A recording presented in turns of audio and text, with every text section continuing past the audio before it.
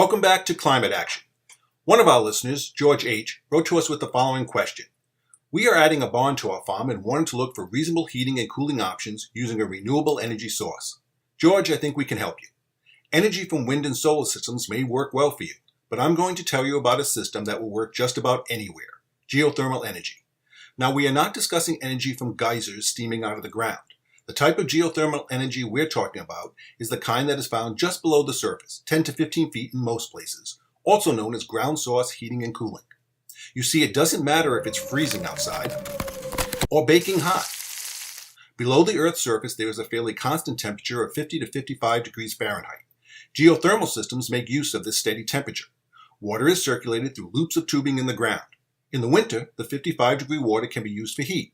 In the summer, it can be used for cooling, all with the help of a heat pump exchanger to transfer the energy and a small electric motor combined with a conventional distribution system, 24/7, 365 days a year.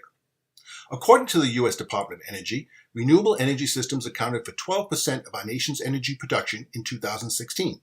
Geothermal systems contributed less than 1%, but that's still over 700,000 satisfied homeowners and steadily growing. They can be used to heat and cool any building, home, barn, or greenhouse. Environmentally friendly, with no flames or emitted fumes, carbon monoxide, or pollutants, geothermal is truly a clean energy source. A typical home using geothermal is the equivalent to planting 1 acre of trees or removing 2 cars from the environment. It's no surprise that the EPA considers geothermal heating pumps as the most energy-efficient type of system.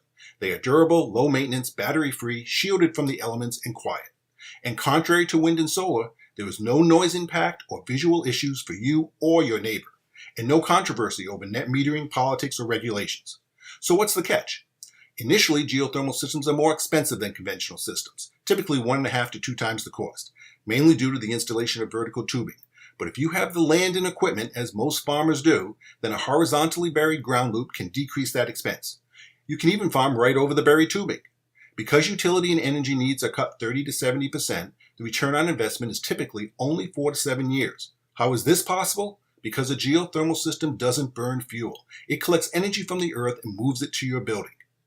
George, I don't need to tell you that farmers hold future generations dear to their heart. So join what residential homeowners have already discovered, geothermal systems. Farmers can reduce their carbon footprint and lower utility bills. For more information, explore the Department of Energy website. Climate Action is produced by Shahina Khan, Colin Kidwell, and Ted Jacobs at the Milken Institute of Public Health at George Washington University. Thanks for listening.